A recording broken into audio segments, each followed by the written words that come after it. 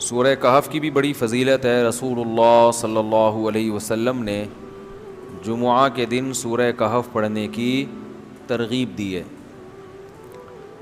سورہ کہف میں، کہف کہتے ہیں غار کو، تو 3 واقعات سورہ کہف میں بیان کیے گئے ہیں، وہ میں جلدی آج بتا دیتا ہوں. ام حسبت ان اصحاب الکہف والرقیم کانوا من آیاتنا عجبا اذ اوى الفتیۃ الی الکہف. کچھ نوجوان تھے پچھلی امتوں میں جو ایک ایسی بستی میں رہتے تھے جہاں سب کافر تھے. ان نوجوانوں نے اسلام کو قبول کیا. یہ نبی صلی اللہ علیہ وسلم سے پہلی امتوں کا تذکرہ ہے. جب دین قبول کیا، بت پرستی چھوڑ دی، تو قوم کی طرف سے بہت سخت مخالفت کا سامنا کرنا پڑا. جیسے کہ آج بھی اگر کوئی ہندو مسلمان ہو جائے، بتوں کے سامنے جھکنا چھوڑ دے، تو خاندان والے اسے پنپنے نہیں دیتے. تو ان نوجوان نے ارادہ کیا کہ ہم اس بستی کو چھوڑ دیتے ہیں، ہجرت کرتے ہیں اور ایسی جگہ جا کے رہتے ہیں جہاں اللہ کے دین پر پابندی کے ساتھ عمل کر سکیں. علماء نے لکھا ہے کہ اگر کوئی ایسے علاقے میں رہتا ہے جہاں دین پر عمل ممکن نہیں ہے تو اس پر واجب ہے کہ وہ ہجرت کرے. اگر اس میں استطاعت ہے، اگر اس میں طاقت ہے تو اس پر ہجرت کرنا لازم ہے. آپ دیکھ لیں آج لوگ کالز آتی ہیں کہ باس جو ہے وہ فرض نماز نہیں پڑھنے دیتا، تو اس مجبوری سے ہم نماز چھوڑ دیتے ہیں. تو اس مجبوری سے تو وطن چھوڑنا فرض ہے، جاب چھوڑنا کیوں فرض نہیں ہوگا بھائی؟ اب سمجھ میں آنا ختم ہو گیا یہاں سے. اس مجبوری سے ملک چھوڑ دینا کیا ہے؟ واجب ہے. کہ آپ اگر کسی ملک میں فرائض و واجبات کو پورے نہیں کر سکتے تو اللہ کا دین پہلے ہے، باقی سب چیزیں بعد میں. آج فرائض و واجبات کو ہم لوگوں نے بہت ہلکا لے لیا ہے، بہت ہلکا لے لیا ہے. تو اسلام کے جو 5 ارکان ہیں، اسی طرح جو چیزیں فرض ہیں، داڑھی رکھنا بھی ضروری ہے. اگر آپ کو جاب میں داڑھی رکھنے کی اجازت نہیں دی جا رہی تو فتویٰ یہی ہے کہ ایسی جاب پھر آپ کے لیے جائز نہیں. تنخواہ حلال ہے اس کی، کیونکہ وہ تو کام کی دی جا رہی ہے، تنخواہ تو کام کے عوض میں دی جا رہی ہے نا. لیکن آپ کے لیے ایسی جاب کرنا جائز نہیں ہے، وہ آپ کو اجازت نہیں ہے. شریعت نے جو حکم دیا، نبی نے حکم دیا عاف اللحا، بخاری اور مسلم کی حدیث ہے اور پوری امت کا اتفاق ہے.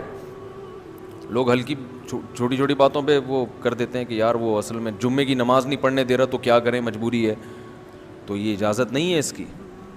تو جس جگہ پر شریعت کے جو بیسک بنیادی فرائض و واجبات ہیں ان کو پورا کرنا ممکن نہ ہو تو وہاں سے ہجرت کرنا فرض ہے، بشرطے کہ ہجرت کی طاقت ہو. اگر کوئی عورت ہے بیچاری، وہ کہاں جائے گی؟ اکیلی جوان عورت ہے، یا کوئی ایک آدمی ہے جس کو پتہ ہے میں نکل گیا تو کوئی کھانے پینے کا ذریعہ نہیں ہے، کوئی دوسرا ملک پناہ بھی نہیں دے گا، تو وہ مجبور ہے. تو یہاں بھی ایسا ہوا کہ یہ نوجوان انہوں نے اپنے علاقے کو چھوڑ کر ہجرت کی.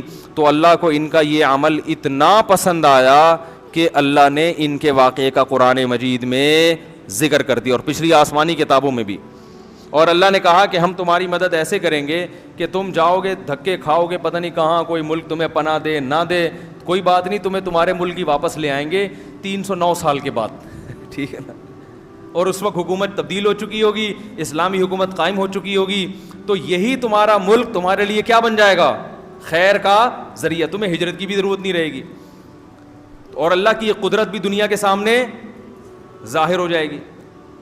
اور یہ بھی ثابت ہو جائے گا کہ جو لوگ یہ اعتراض کرتے ہیں کہ 20 دن تک بغیر قضاء حاجت کے وضو کیسے باقی رہا، 20 دن تک تو پیشاب روکنا ممکن نہیں ہے، تو اللہ بتا دیں گے 309 سال تک بھی اللہ اگر چاہے تو روکنا، کیا خیال ہے بھائی؟ ممکن ہے. اللہ اگر چاہے تو 20 دن نہیں 309 سال تک بھی رک سکتا ہے. تو انہوں نے اب ان کے کلام کو اللہ نے ذکر کیا. فقالوا ربنا آتنا من لدنک رحمہ، وہ شہر سے نکلے اور اللہ سے دعا مانگ رہے ہیں. بس یہ واقعہ بیان کر کے میں آج کا بیان ختم کرتا ہوں. وہ دعا مانگنے لگے ربنا آتنا من لدنک رحمہ، اے اللہ تو ہمیں اپنی طرف سے رحمت دے اور ہمارے لیے من امرنا رشدا، کوئی خیر کا راستہ نکال لے. کوئی بھی مشکل پڑے نا، کہیں جگہ نہ مل رہی ہو، تو یہ وظیفہ یاد کر لیں، یہ دعا ضرور پڑھا کریں. اور میرا تجربہ ہے کہ اس دعا کا بڑا فائدہ ہوتا ہے. میرے ساتھ بھی زندگی میں بعض دفعہ کچھ ایسی چیزیں آئیں کہ پریشان ہو جاتا ہے نا آدمی، کچھ ایسے حالات آتے ہیں، تو میں نے اس دعا کو پڑھنا شروع کیا، ہیئ لنا من امرنا ربنا آتنا من لدنک رحمہ. کوئی اپنی طرف سے رحمت کا انتظام کر دے. جب پھنس جائے نا کوئی اسباب کی دنیا میں آدمی ناکام ہوتا، اور تو وہ بھی اسباب کی دنیا میں ناکام تھے نا کہ ہم کہاں جائیں بھائی، پیدل سفر ہوا کرتے تھے. فضربنا علی آذانہم فی الکہف سنین عددا ثم بعثناہم لنعلم ای الحزبین احصی لما لبثوا عمدا نحن نقص علیک نبأہم بالحق. اللہ فرماتے ہیں آؤ ہم تمہیں ان کا واقعہ ٹھیک ٹھیک سناتے ہیں. انہم فدیۃ آمنوا بربہم، یہ نوجوان تھے جو اپنے رب پر ایمان لے آئے اور ہم نے ان کی ہدایت میں اضافہ کر دیا. وربطنا علی قلوبہم، ایمان پر ہم نے ان کے دل کو مضبوطی سے باندھ دیا، دل ڈگمگائے نہیں. ورنہ انسان کو پر جب آزمائشیں آتی ہیں تو وسوسے آنا شروع ہو جاتے ہیں. تو بعض دفعہ کوئی کام کرتا ہے اس کے نتائج ذہن میں نہیں ہوتے، تو پھر جب وہ ہو جاتا ہے کام، جب مخالفت ہوتی ہے تو پھر دل ڈاماڈول ہوتا ہے. تو ایسے ہی غیر مسلم اسلام قبول کرتے ہیں بعض دفعہ، اور اللہ فرماتے ہیں ہماری طرف سے آزمائش آئی تو دل کیا ہو جاتا ہے، ڈاماڈول. لیکن بعض کا دل اللہ ربطنا، گرہ لگا دیتا ہے، اللہ دل کو مضبوطی سے تھام لیتے ہیں. تو اللہ فرماتے ہیں ان نوجوانوں کے دل کو ہم نے مضبوطی سے تھام لیا. اذ قاموا، جب وہ کھڑے ہو گئے، انہوں نے کہا ایسی کی تیسی، جو ایک خدا ہے اسی کو مانیں گے، ان بتوں کی عبادت نہیں کریں گے، جو ہوتا ہے ہو جائے. دیکھو جب کوئی کام کرو نا تو پھر یہی سوچ کے کیا کرو، ایسی کی تیسی، ورنہ پھر کرو ہی نہیں، جو ہوتا ہے ہو جائے.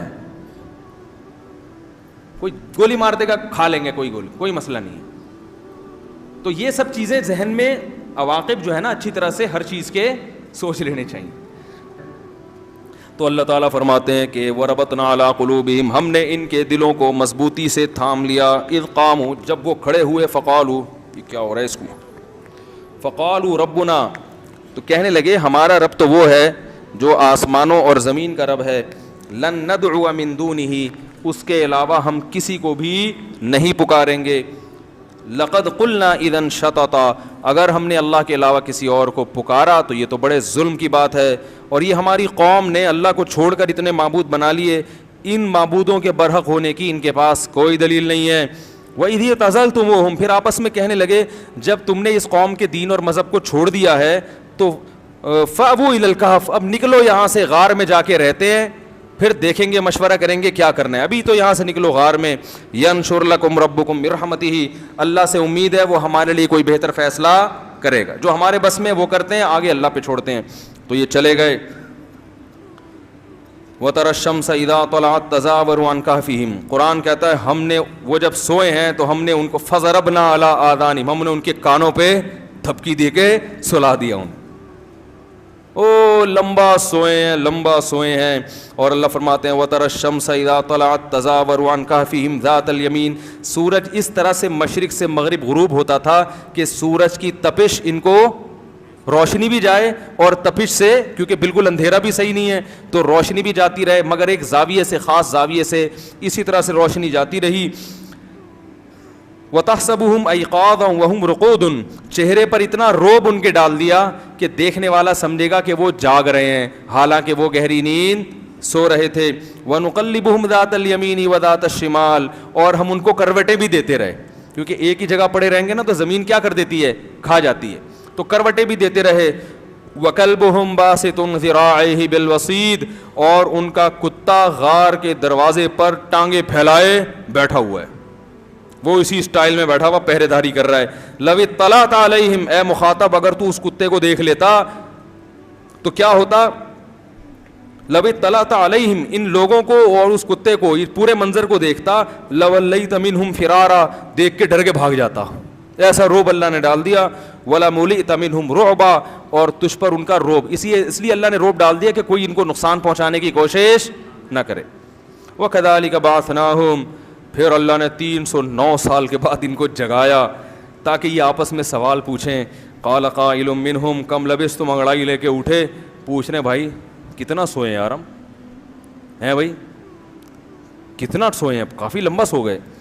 قالوا لبثنا یوما, ایک نے کہا لگتا ہے 24 گھنٹے سوئے ہیں ہم لوگ, 24 گھنٹے سوئے ہیں یا اس سے تھوڑا کم, ایک دن تو پورا سوئے ہیں, کیونکہ اتنے بجے کل سوئے تھے, اب دوبارہ اتنے ہی بج رہے ہیں ہے بھائی, تو 24 گھنٹے یا اس سے تھوڑا کم سوئے ہیں. قالوا ربکم اعلم بما لبثتم, کافی پریشان ہو کے کہنے لگے یار اللہ کو پتہ ہے کتنا سوئے, اس بحث میں کیا رکھا ہوا ہے, کیونکہ کنفیوز ہو رہے تھے نا کہ یار یہ 24 گھنٹے والی نیند لگ نہیں رہی ہے. پھر خود کہنے لگے چھوڑو اللہ کو پتہ ہے کتنا سوئے, ہم نے کرنا کیا ہے, پیٹ کمر سے لگا ہوا ہے, بھوک شدت سے لگ رہی ہے. فبعثوا احدکم بورقکم هذه, یہ سکہ رائج الوقت جو ہے نا, رائج الوقت اپنی طرف سے لگا رہا ہوں, وہ نکاح میں ہوتا ہے نا سکہ رائج الوقت کے مطابق ان کا اتنے میں چھا دیا, رائج الوقت چھوڑ دو, کوئی کیا مغل بادشاہوں کے دور کے بھی سکے چل رہے ہیں کیا اس وقت, پرانی چیزیں جو ہے نا اب تک وہ اصطلاحات چلی آ رہی ہیں. تو وہ کہنے لگے فبعثوا احدکم بورقکم هذه الى المدینہ, شہر میں سکے کو دے کے بھیجو اور جائیں جا کے کچھ کھانا وانا خرید کے لائیں, بھوک لگ رہی ہے. ازکا طعاما, پاکیزہ کھانا لے کر آؤ, کیونکہ غیر مسلم ملک ہے, حرام بھی بکتا ہے.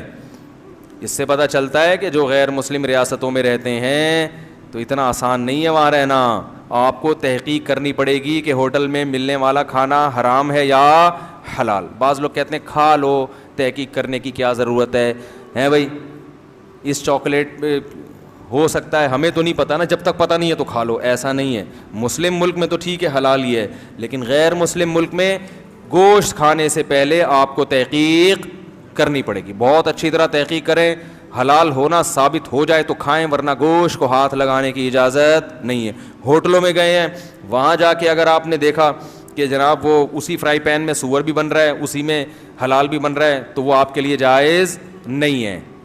سمجھ رہے ہو؟ تو انہوں نے بھی کیا کہا, جا کے دیکھو حلال کھانا لے آؤ بھائی کہیں سے, کیونکہ غیر مسلم ملک ہے. ازکا طعاما فلیاتکم برزق منہ ولیتلطف, اور ذرا تمیز سے جانا, بالکل چپکے سے. ولا یشعرن بکم احدا, کسی کو پتہ نہ چلے, رومال ڈال کے بھیس بدل کے جانا, پکڑے گئے تو کیا کریں گے, مار دیں گے. انہم یظہروا علیکم یرجموکم, پتھروں سے مار کے ہلاک کر دیں گے ہمیں, یہ ایسے ظالم لوگ ہیں. یا زبردستی مجبور کر کے دوبارہ اسی دین پر لے آئیں گے. ولن تفلحوا اذا ابدا, اگر ہم دوبارہ اسی دین پر چلے گئے تو ہم تو کبھی بھی کامیاب نہیں ہو سکتے. کیسا مضبوط ایمان تھا دیکھو. اب وہ جب گیا ہے نا وہاں, یہ قرآن میں اس کو کہتے ہیں کہ اندماج, واقعے کو حذف کر دینا, اور ایسی بات سے ذکر کرنا کہ اس سے پہلے کا واقعہ خود سمجھ میں آ جائے, یہ قرآن کا انداز ہے. تو اب کیا ہوا کہ یہ گئے, تو وہ وہاں گئے ہیں تو وہاں تو ماحول ہی بدلا ہوا ہے, سب نماز پڑھ رہے ہیں, سارے نیک پرہیزگار لوگ. انہوں نے سکہ دکھایا تو پبلک نے کہا بھائی یہ کون سے بادشاہ کا سکہ لے آئے بھائی, اس بادشاہ کے زمانے کے تو انجن بھی بند ہو گئے ہیں, اس کی تو ٹرینیں بھی بند ہو گئیں, اتنا پرانا, کون ہو, کہاں سے آئے ہو. تو بالآخر تحقیق کی تو مورخین بھی تھے کہ بھئی ایک دفعہ کا ذکر ہے کہ کچھ لوگ بستی چھوڑ کر چلے گئے تھے, تو وہ کتابیں تو ہوتی ہیں نا تاریخی, تو پوری علامات ان لوگوں میں پائی گئیں. تو ان کو اندازہ ہوا یہ تو بڑے بزرگ ہیں جن کی کرامت ہے کہ 309 سال کے بعد بھی زندہ ہے. یہ کیا ہیں, یہ بڑے بزرگ ہیں. اس وقت یوٹیوب ہوتا تو وہ بزرگ ماننے سے بولو بھائی انکار. وہ کہتے جب ابو بکر رضی اللہ تعالیٰ عنہ اتنے سال میں دنیا سے چلے گئے, ہمارے نبی چلے گئے, تو یہ کون سے بزرگ ہیں جو 309 سال تک زندہ رہے. میں نہیں مانتا, یہ مولویوں کے بنائے ہوئے کیا ہیں. آپ کہہ سکتے ہو قرآن میں ہے, تو اس وقت تو قرآن میں نہیں تھا نا. ارے جب ان لوگوں نے ان 3 بزرگوں کو دیکھا, یا جو جتنے بھی بزرگ تھے ان کو دیکھا, تو اس وقت تھوڑی قرآن نازل ہوا تھا. اس وقت تو انہوں نے علامتوں سے اندازہ لگایا کہ یہ 309 سال سے زندہ ہیں, تو اندازہ لگایا کہ یہ کوئی عام مخلوق نہیں ہے, ہیں تو انسان ہی, مگر یہ اللہ کے محبوب بندے ہیں, یہ ان کی کرامت ہے. نہیں آ رہی بات؟ تو آج کل کے یہ ہوتے ہیں نا جو ہر قسم کی کرامت کے منکر ہیں, یہ اس پہ بھی ایک کلپ بنا کے اپلوڈ کر دیتے اور ان کو ویسے ہی مار دیتے کہ تم غلط ہو, ٹھیک ہے نا, تم گمراہی تم شرک پھیلا رہے ہو قوم میں. اتنے 100 سال تک کوئی نارمل انسان زندہ نہیں رہ سکتا. آپ کہیں گے نوح علیہ السلام تو رہے, تو وہ اس دور میں رہے جب اس دور میں عمریں اتنی لمبی ہوا کرتی تھیں.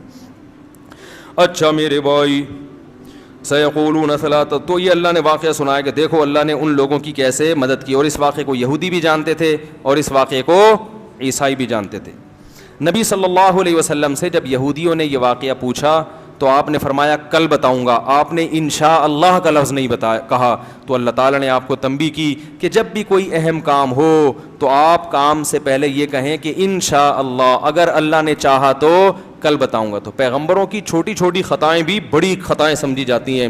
تو اللہ نے 15 دن بعد وحی نازل کی اور آپ کو تنبیہ کی اور آپ کو فرمایا وَلَا تَقُولَنَّ لِشَيْءٍ، اے نبی کبھی بھی ایسا نہ کہا کریں انی فاعل ذلک غدا، کہ کل میں یہ کام کر کے چھوڑوں گا، الا ان یشاء اللہ، اگر اللہ چاہے گا تو ہوگا، اللہ نہیں چاہے گا تو نہیں ہوگا. اس سے انشاءاللہ کی ویلیو کا پتہ چلتا ہے.